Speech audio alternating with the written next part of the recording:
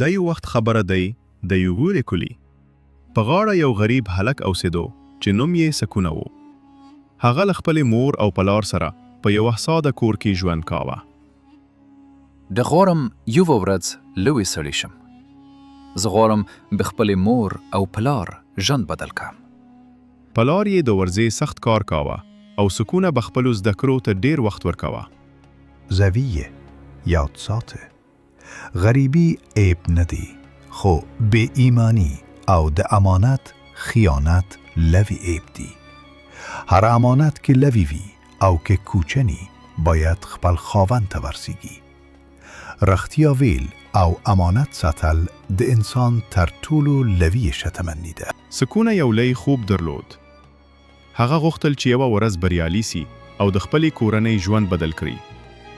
خو یوه ورځ د سکونه په ژوند کې لوی غم راغی.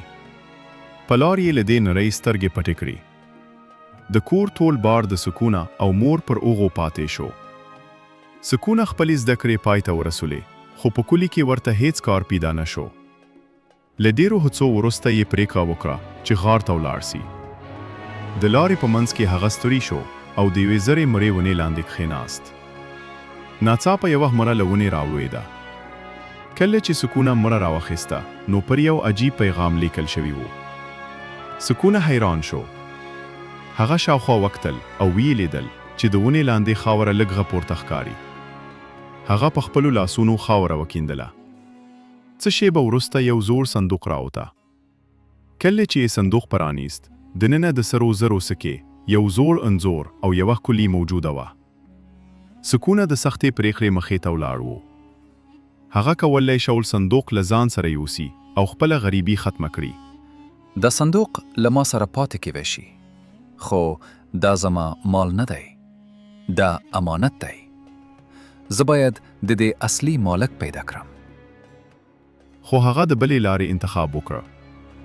هغه د صندوق اصلي مالک پسې وګرځېد. د انځور په مرسته هغه د یوې لویې کمپنۍ دفتر ته ورسېد. هلته یې له زرار صاحب سره ملاقات وکړه. کله چې زرار صاحب صندوق او انځور ولیدل نو سمدستي یې وپېژندل. زرار صاحب، دا صندوق ما د یوې زرې مړې ونې لاندې پیدا کړی دی. زما په اند دا ستاسو دی. د صندوق زه باور نشم کولی. څو کاله مخکې کله چې ما خپله کمپنۍ تازه پیل کړې وه ما دا صندوق دلته پټ کړی و. په صندوق کې زما سپما شوې پیسې او ځینې قیمتي یادګارونه وو، خو وروسته مې دا ځای هیر شو او بیا مې هیڅکله پیدا نه کړ. تا خو ډېر غریبي، ولې دې دا صندوق د ځان لپاره ونه ساته؟ ځکه دا زما نه و. که زه یې ځان ته ساتلی وای نو زما وجدان به هیڅکله آرام نه وای. امانت باید خپل مالک ته وسپارل شي. نن ما یوازې خپل صندوق بیرته ونه موند. ما له دې هم لویه خزانه پیدا کړه. ستا ایمانداري. له نن ورځې څخه ته زما په کمپنۍ کې کار کوي. زه داسې باوري او رښتینی انسان ته اړتیا لرم. ستا په څېر کسان ډېر کم پیدا کیږي او زه غواړم ته زما د ټیم برخه شې. مننه زرار صاحب. زه به ستاسو باور هیڅکله مات نه کړم. د سکونه ایمانداري د زرار صاحب زره وګاټه. هماغه ورځ یې سکونه ته په خپله کمپنۍ کې دنده ورکړه او د هغه ژوند په بشپړه توګه بدل شو. پیسې انسان نه لوی کوي.